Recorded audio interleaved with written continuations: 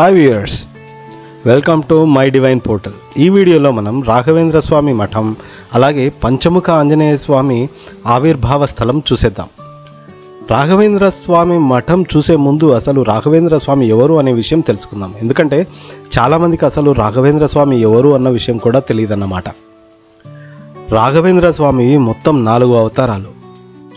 అందులో మొదటిది వచ్చేసి ప్రహ్లాదుడు, 2 బాహ్లీకుడు, 3 వ్యాసరాయల వారు, 4 రాఘవేంద్ర స్వామిది. అసలు ఈ అవతారాలు ఎందుకు తీసుకోవాల్సి వచ్చిందంటే వేదకాలంలో బ్రహ్మ దగ్గర శంఖకర్ణుడు అనేటువంటి ఒక దేవత సహాయకుడిగా ఉండేవారు. ఒకరోజు ఆయన చేసినటువంటి తప్పిదంతో బ్రహ్మదేవుడి ఆగ్రహానికి గురై శాపానికి లోనవుతాడు. ఆ శాపం ఏమిటంటే నువ్వు భూలోకంలో మానవుడిగా జన్మించు అని. వెంటనే శాతకర్ణుడు బ్రహ్మదేవుడి పాదాల మీద పడ్డప్పుడు బ్రహ్మదేవుడు చెప్తాడు, ఇది కూడా చాలా మంచిగా జరుగుతుంది, నువ్వు కిందికి వెళ్ళి భక్తిని ప్రచారం చేయాలి అని చెప్పారన్నమాట. ఆ తరువాత వరుసగా ఆయన తీసుకున్నటువంటి అవతారాలలో మొదటిది ప్రహ్లాదుడు. బ్రహ్మశాపానికి గురైన తర్వాత తీసుకున్నటువంటి మొదటి అవతారం ప్రహ్లాదుడిది. ఈ కథ మనకు తెలిసిందే కదా. ఒకసారి మనం ఈ కథ విన్నామంటే మనకు కూడా ఎంతో విష్ణు భక్తి కలుగుతుంది. కాబట్టి ఈ కథని స్కిప్ చేస్తున్నాను. నెక్స్ట్ ఆయన తీసుకున్నటువంటి అవతారం పేరు బాహ్లీకుడు. ఇది ద్వాపర యుగానికి సంబంధించిందనమాట. ఈ బాహ్లీకుడికి వాయుదేవుని చేతిలో చనిపోవాలని ఒక వరం ఉంటుంది. దానివల్ల కౌరవ పక్షాన పోరాడి భీముడి చేతిలో చనిపోతాడు. ఇక 3వ జన్మలో వ్యాసరాయలుగా జన్మించారన్నమాట. ఈయన మధ్వ సాంప్రదాయానికి సంబంధించిన వారు. చాలా గొప్ప పనులు చేశారు. అందులో తిరుమలలో ఇప్పుడున్నటువంటి విమాన వెంకటేశ్వరుని ప్రతిష్ఠించింది వ్యాసరాయల వారే. ఒకానొక క్లిష్ట సమయంలో తిరుమలలో 12 సంవత్సరాల పాటు అర్చన చేసినటువంటి గొప్ప వ్యక్తి. ఇక చివరి అవతారంగా జన్మించింది రాఘవేంద్ర స్వామి అన్నమాట. రాఘవేంద్ర స్వామి 1595లో తమిళనాడులో ఉన్నటువంటి తిమ్మనభట్టు గోపికాంబ అనే వీణా విద్వాంస కుటుంబంలో జన్మించారు. స్వామికి తల్లిదండ్రులు పెట్టినటువంటి పేరు వెంకటనాథుడు. చిన్నప్పుడే వీణా వాద్యంలో అనితర సాధ్యమైన ప్రతిభ చూపి వీణా వెంకన్నగా పేరు తెచ్చుకున్నారు రాఘవేంద్ర స్వామి. ఇప్పుడు మీరు చూస్తున్న వీణ రాఘవేంద్ర స్వామిదే. కొద్దిగా పెద్దగా అయిన తరువాత రాఘవేంద్ర స్వామి తల్లిదండ్రులు ఇతన్ని విద్యాభ్యాసం కోసం కుంభకోణంలోని సుధీంద్ర తీర్థుల వారి దగ్గర వదిలిపెట్టారు. విద్యాభ్యాసం తరువాత రాఘవేంద్ర స్వామి వారు సరస్వతి అనే అమ్మాయిని పెళ్లి చేసుకున్నారు. వారికి కలిగిన సంతానం పేరు నారాయణాచార్య. తరువాత 1621లో సన్యాస ఆశ్రమాన్ని స్వీకరించారు. అప్పుడు ఆయన పేరుని శ్రీ రాఘవేంద్ర తీర్థులుగా మార్చారన్నమాట. ఆ తరువాత స్వామి మంత్రాలయం వచ్చి ఇక్కడ మఠం ఏర్పాటు చేసుకున్నారు. దీనికి కూడా ఒక కారణం ఉంది.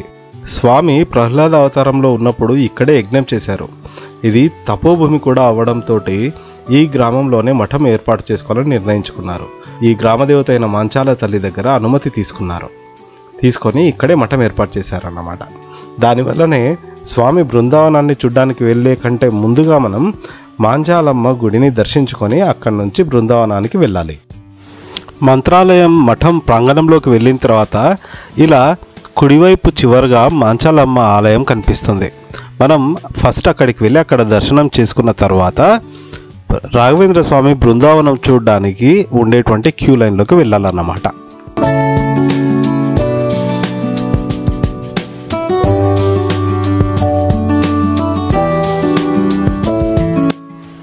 రాఘవేంద్ర స్వామి బృందావనం చూడ్డానికి వెళ్ళాల్సినటువంటి క్యూ ఈ ప్రాంగణంలోని మధ్యలో ఇలా ఉంటుంది. ఇక్కడ నుంచి లోపలికి వెళ్ళే ముందు మనం చొక్కా వేసుకోకుండా లోపలికి వెళ్ళడం ఇక్కడ సాంప్రదాయం. అదే మహిళలైతే చీరలు కానీ చుడీదార్లు కానీ వేసుకోవచ్చు. వెస్ట్రన్ డ్రెస్లలో వచ్చే వాళ్ళని లోపలికి అనుమతి చేయటం లేదు. మనం ఇక్కడి నుంచి చొక్కా లోపలికి వేసుకొని వెళ్ళిన తర్వాత కూడా లోపల అర్చక స్వాములు మనల్ని చొక్కా తీయించి లోపలికి అనుమతిస్తారు.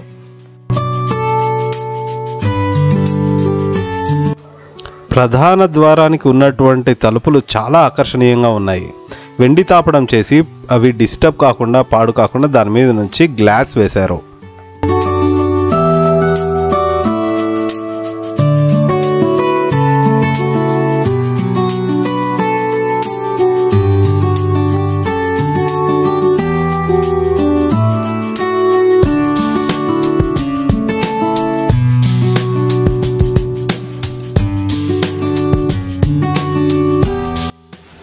ఇలా లోపలికి వెళ్ళగానే మనకి ఎటు చూసినా భక్తులు కనిపిస్తారు. అన్నిటికంటే ముఖ్యంగా ఇక్కడ తీర్థం తీసుకోవడం, మంత్రాక్షతలు తీసుకోవడం చాలా చాలా ముఖ్యం. ఇక్కడ బృందావనాన్ని దర్శించుకున్న తర్వాత రాఘవేంద్ర స్వామికి సంబంధించిన అలాగే మఠానికి సంబంధించినటువంటి అనేక వస్తువులని ప్రదర్శనగా పెట్టారు. అవన్నీ కూడా మనం తప్పకుండా చూసి రావాలి.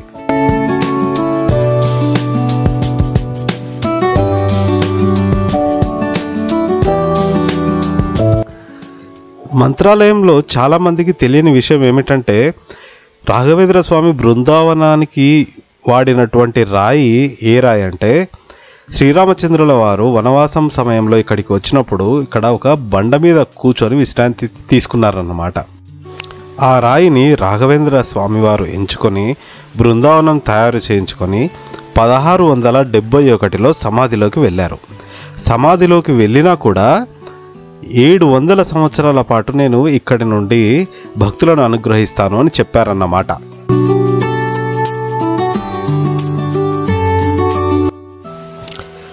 ఈ ఆలయం నుంచి బయటకు వచ్చేటప్పుడు మనకి అనేక 3D పిక్చర్స్ కనిపిస్తాయి. దయచేసి వాటిని మిస్ కావద్దు. అత్యంత అపురూపమైనటువంటి పురాణ ఘట్టాలను ఇలా చిత్రీకరించారు.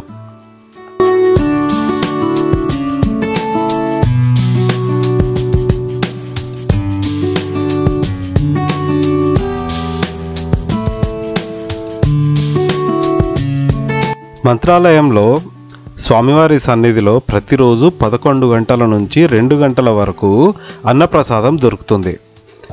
బ్రాహ్మణులకైతే మధ్యాహ్నం 12 గంటల నుంచి 2 గంటల వరకు రంగమండపం అనే వేరే మండపంలో అన్నసంతర్పణ జరుగుతుందన్నమాట. రాఘవేంద్ర స్వామి బృందావన దర్శనం తర్వాత మంత్రాలయానికి కరెక్ట్గా 19 కిలోమీటర్ల దూరంలో ఉన్నటువంటి పంచముఖ ఆంజనేయ స్వామి క్షేత్రానికి వెళ్తున్నామన్నమాట.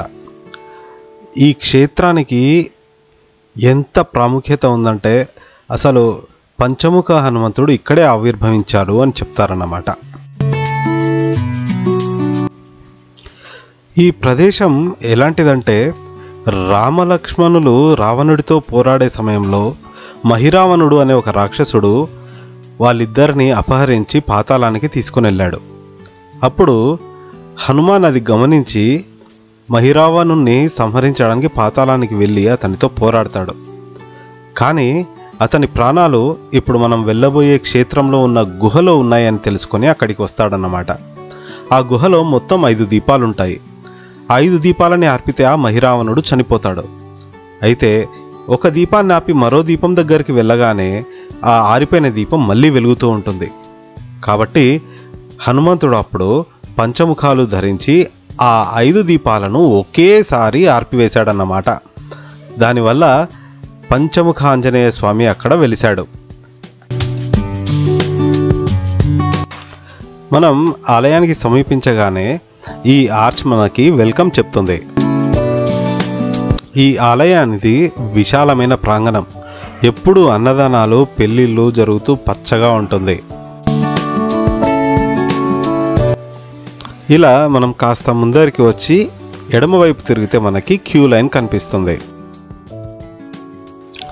ఇక్కడ హనుమంతునికి సంబంధించినటువంటి తాయెత్తులు ఇస్తారు. చాలా పవర్ఫుల్ అని చెప్తారన్నమాట. ఏవైనా భూత ప్రేత పిశాచ బాధలున్నా లేకపోతే పీడకల లాంటి బాధలున్నా కూడా అవి పెట్టుకున్నప్పటి నుంచి రావని చెప్తారు. ఇలా క్యూ లైన్లో వెళ్తే మనం ఇందాక నేను చెప్పినటువంటి హనుమంతుడు పంచముఖ ఆంజనేయ స్వామి అవతారాన్ని తీసుకున్న గుహని మనం చూడొచ్చు. ఈ గుడికి పక్కనే ఆంజనేయ స్వామి వారి పాదరక్షలు అని చెప్పి చెప్తారన్నమాట. అవి ప్రతి సంవత్సరం మారుస్తూ ఉంటారు. అవి అరిగిపోతూ ఉంటాయన్నమాట. అంటే స్వామివారు రాత్రిపూట ఈ చెప్పులు వేసుకొని తిరుగుతారు అని చెప్తారు. తప్పకుండా దర్శనం చేసుకోండి. ఇక్కడ ఇవే కాకుండా రాఘవేంద్ర స్వామి ప్రతిష్ఠించిన వెంకటేశ్వర స్వామి గుడి కూడా ఉంది. మీకు సమయం ఉంటే మీరు కూడా దర్శించుకోవచ్చు. ఇక్కడ మరో ఆకర్షణ ఏమిటంటే ఈ గద ఆనించినటువంటి ఒక ధ్వజస్తంభం చాలా ఆకర్షణీయంగా ఉంది. ఎంతసేపు చూసినా కూడా చూడబుద్ధి అవుతుంది. మీరు కూడా చూసేయండి. ప్రధాన ఆకర్షణ ఈ రాక్ ఫార్మేషన్. దీన్ని పుష్పక విమానం అని అంటారు. దీనికి పక్కనే మనకి బెడ్ పిల్లో అని చెప్పి ఇంకొక రాక్ ఫార్మేషన్ కూడా ఉంది, అది కూడా చాలా బాగుంటుంది. ఇవి మాత్రం అస్సలు మిస్ కాకండి. డియర్ ఫ్రెండ్స్, ఈ వీడియో నచ్చితే లైక్ చేయండి, సబ్స్క్రైబ్ చేయకపోతే సబ్స్క్రైబ్ చేసుకోండి, మీ ఫ్రెండ్స్కి కూడా షేర్ చేయండి. మీరు ఈ వీడియోని లైక్ చేస్తే నా ఛానల్ని సేవ్ చేసిన వాళ్ళు అవుతారు. Thank you so much for watching.